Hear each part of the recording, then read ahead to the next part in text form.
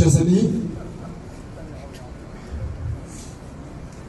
lorsque Noé construisait son arche immense pour accueillir tous les animaux de la terre, au moins certains représentants, il était la risée de tous ses contemporains qui le croyaient pris de folie jusqu'au jour où commença le déluge. Lorsque le père de Foucault écrivit que si l'on ne faisait pas effort pour la conversion des musulmans, ils nous chasseraient un jour de leur pays, qui prêta attention à sa prévision tant qu'elle ne se réalisa pas? Lorsque Jacques Bainville discerna dans le mauvais traité de Versailles les raisons d'une terrible guerre nouvelle, les pacifistes haussèrent dédaigneusement les épaules jusqu'en 1939. Lorsque bien des papes, au cours de l'histoire, supplièrent les princes chrétiens de cesser leurs querelles et d'unir leurs forces pour conjurer l'expansion ottomane, ils se heurtèrent si souvent à leur inertie et à leur indifférence que nous en arrivons au point où nous en sommes aujourd'hui. Que donc, nous ne devons pas nous étonner de nous heurter aujourd'hui dans les cercles mêmes de ceux qui devraient être présents et qui devraient le mieux nous comprendre à cette même incrédulité. Hélas, Cassandre ne convainquit pas les Troyens. Nous ne nous attarderons pas à tenter de comprendre les motifs de cet autisme et de ce déni. C'est fort dommage pour notre combat, mais je crois que nous perdrions notre temps et nos efforts à soulever la tête des autruches ou à figer sur leurs lèvres le ricanement des ricaneurs. Ce n'est pas à eux que nous nous adressons. Nous nous adressons à ceux qui cherchent à connaître la réalité telle qu'elle est. Et nous ne parlons pas avec une boule de cristal dans la main. Nous leur proposons simplement de considérer les faits. Nous ne voulons pas simplement parler des faits que nous vivons présentement, mais nous partirons quand même d'eux pour ensuite remonter plus en profondeur. Une oligarchie a assez de puissance pour imposer à l'humanité entière, comme si elle était Dieu lui-même, des directives si invraisemblables et si contraignantes et si humiliantes et si contre nature qu'on est stupéfait que l'humanité entière puisse s'y soumettre. L'oligarchie a imposé aux hommes de toute la terre de vivre masqués. Qui a jamais imaginé posséder un tel pouvoir sur les hommes, leur imposer une telle pénitence? Même les ordres les plus austères ne s'y risqueraient pas. Cacher leur visage, les rendre laids, méconnaissables, impersonnels, inhumains. Aujourd'hui, on sourit peut-être encore, mais sous le masque. Et l'on ne voit plus les autres sourire et nous réconforter de leur sourire, car les masques ne le permettent plus. Qui donc veut cette déshumanation?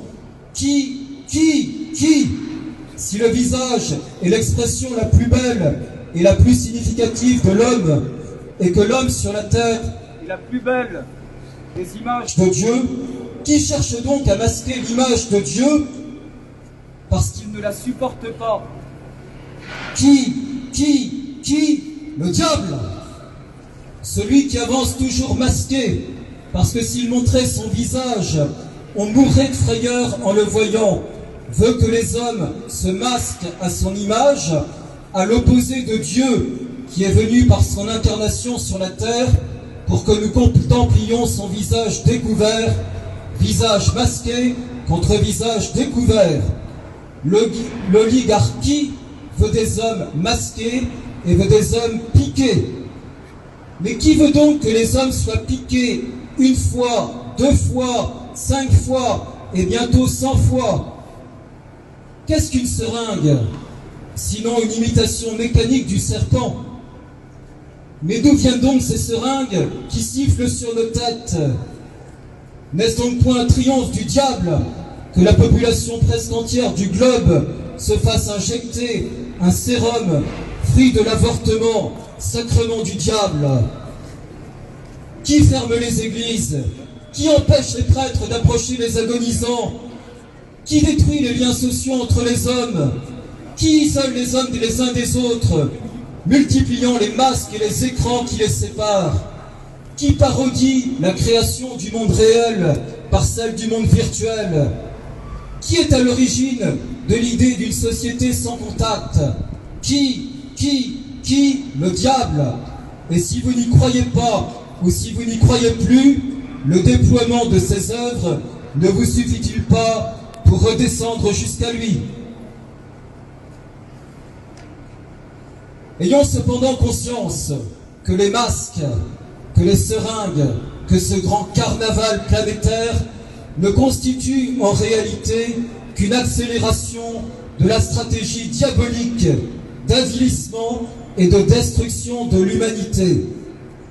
Le diable est homicide dès le commencement. Il est par le malthusianisme et le mythe de la surpopulation. Il l'est par l'assassinat massif des hommes qui mesurent entre 1 mm et 50 cm, ceux dont on n'entend pas le cri quand on les massacre. Il l'est par ces Buchenwald de la santé publique où on parque les petits d'hommes à moins 196 degrés, comme l'a dit Véronique Jeanne Lévy dans son dernier livre. Il l'est par l'euthanasie et l'eugénisme et par le suicide assisté. Le diable insuffle sa morale comme Dieu a la sienne. Le diable diffuse ses mœurs comme Dieu nous donne les siennes. Le diable fait miroiter à l'homme que bientôt, au-dessus des sexes, au-dessus même de la nature, il sera comme Dieu, transhumaniste, post-humanisme et chimère, homme augmenté, grenouille qui veut se faire plus grosse que le bœuf. Le prêtre catholique a comme mission de prêcher la foi catholique et de la défendre contre les hérésies. 20 siècles de catholicité ont été 20 siècles de combat contre l'hérésie.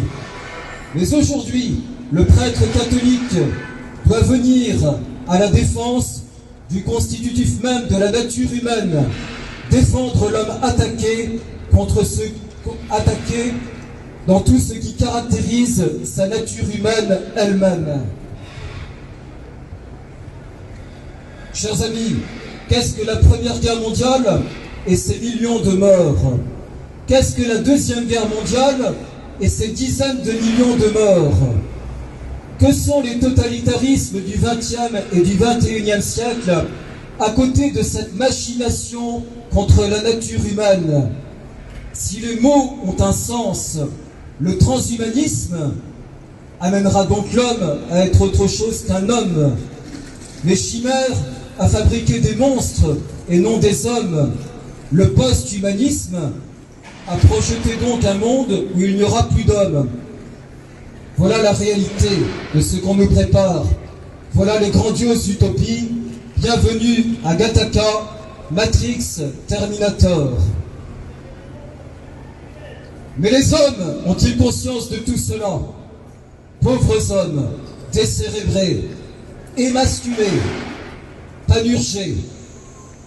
Il faut relire aujourd'hui Rhinocéros de Ionesco, pièce redoutablement réaliste et prophétique. Qu'il est difficile d'échapper à la véritable contagion, qui n'est pas celle du virus, mais qui est celle de Rhinocéros, de cette capitulation devant la tyrannie, de cette résignation à l'asservissement.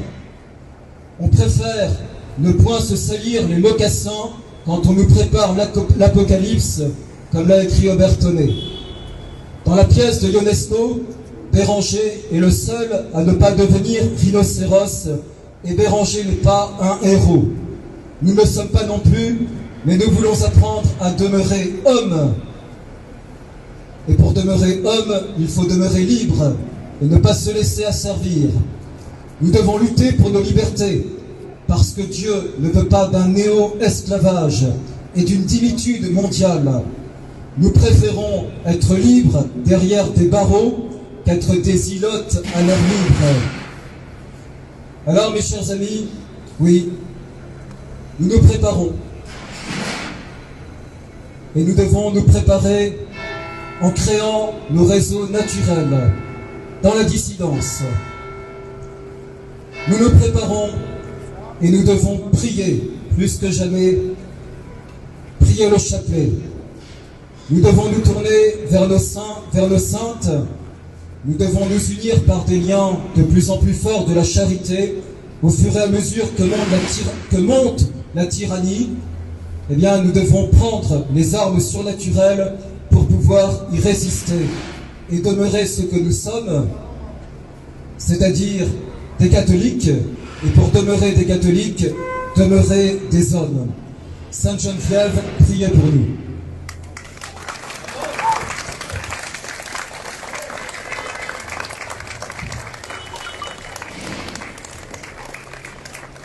Jesus